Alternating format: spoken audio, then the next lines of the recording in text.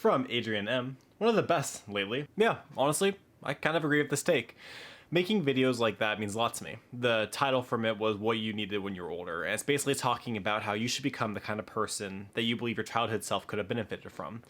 I needed more of a father figure in my life, and I discussed how I wanted to be that for other people. And I think that I've accomplished that a lot in my managerial roles, and I want to accomplish that as well with this channel. Helping and inspiring people in the way that I wish that the younger Chris could have experienced at one point or another. And I think videos like that really speak to a lot of people that watch them, because if they haven't given that any thought, they think to themselves, man, how can I change to better the world around me? And I think that's a really big impact and something that can really help the world. And that's one of the reasons why I do this YouTube channel, is to create that kind of butterfly effect where my words will impact your actions in a way that benefit the world around us. So thank you. I appreciate that, Adrian. From Omar. Hey Chris, how are you? Hope you enjoyed your vacation, bro. What is your current job? Hey, what's up? My vacation went very well. Tate and I had a great time going out to the capital and just kind of exploring around and just enjoying ourselves. Have a lot of video footage that I still have to edit and put together, which I'll maybe eventually get to. But yeah, all of it, very good experience. About 36 hours going out there. Got a little bit emotional a few times myself, just being so happy and excited to be there with her. But overall, good.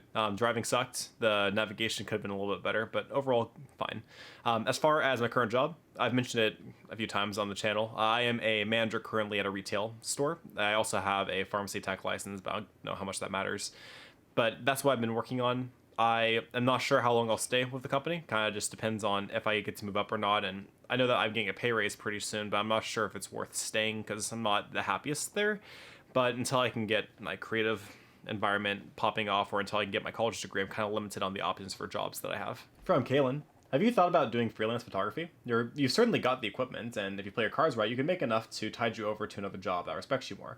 Enjoy your vacation. Have I thought about doing freelance photography? The short answer is yeah. Like I have the gear. I have the gear for it. Obviously, I could do it. I could probably even make some money off of it too, if I'm being honest. My problem is I can't consistently make money from doing photography. It's just not something that seems very sustainable, at least at the moment. I don't have a client base. I don't have the knowledge to build a client base. And although I do photo shoots with friends, like I don't charge anything for those. I just enjoy doing them. They're really good practice for me. I have some friends that are getting married, and they have considered offering me to be their wedding photographer, and I would make like, I don't know, $200, $300 for that kind of deal.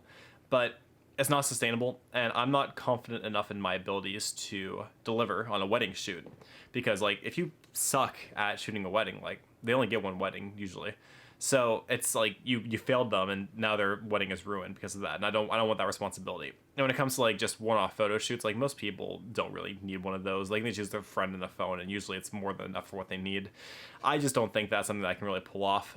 It's something that I'd be interested in doing, but I have to learn photo editing. I just really don't care about photo editing. I like taking raw images and posting them online instead of having to go through the whole process, going through Lightroom or Photoshop and making it look like just a little bit less realistic but more perfect. It's just not really my style. So I don't know. It just kind of depends, I guess. From Blue Suspect. About the social media. I feel like I used to follow people with better lives than me in a materialistic way. Then I just unfollowed all of them and made my social media feed more spiritually healthy and just made it full of what I genuinely like as a person. I like travel, and I'm a Muslim, so I just follow travels and Islamic content now. So every time I go on social media, I'm learning or just enriching my mind. And this is in reference to a video where I talked about how social media is honestly killing our self-confidence as people. We're seeing these people going out and doing like these amazing things that we wish that we could do, and younger than we are, and better than we are. And you know, it kills our self-confidence. We wonder like how have we wasted our lives when these people are showing fake realities. You know, we don't know like what their background was that got them to that point. We don't know how realistic, like how every day they do that or not. You know, like it could just be like the thing where people are in doubt, like this like private jet thing that's sitting in the runway constantly. You spend like $100 for like a 10-minute photo shoot, and all of a sudden you feel like shit and they've wasted $100, but you can never know that. And I agree, you should follow things that really you enjoy and that impact you really positively. I make it an effort with my social media to only follow accounts that I know in real life, like people who I actually physically know. And that usually diminishes the amount of bullshit that I see. It doesn't mean it doesn't exist, but it definitely diminishes it. And I tried my best to stay off the regular Instagram feed area where it comes to like the traveling and the exploring and stuff. The things that I want to do that I just can't because I don't have the time to. I avoid that because I don't want to make myself feel like garbage for absolutely no reason. And I try my best not to compare my success to other people's success because we all have different starting lines in life, and the only thing that really matters is what you do with the materials that you're given. So yeah, good job, man. I'm really proud of you. Last but certainly not least, we got the man, the myth, the legend, Bald Stanley. Thanks Thanks for sharing yourself. I am constantly learning more about what makes you tick. Oh, and of course, thanks for including me in your comments. This is really fun. You're welcome for me including you in the videos, of course, Stanley.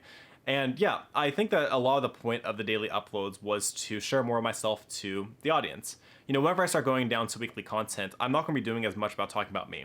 I'll be more sharing stories and telling stories, and less being like, yeah, guys, let me tell you about this awful day at work, because that won't be the point of the channel at that point. So I'm hoping that I can use this year effectively, or at least the rest of this year effectively, to share more of myself, so that way you guys have a better understanding and background of who I am and what I want in life. The hope being that you can identify with that, and that you choose to follow me because you identify with that. So yeah, I appreciate that, Stanley. Thanks for always being here, man. I hope you guys enjoyed this video. If you did, go ahead and give it a like. If you want to see more, subscribe, and do not forget to keep it casual.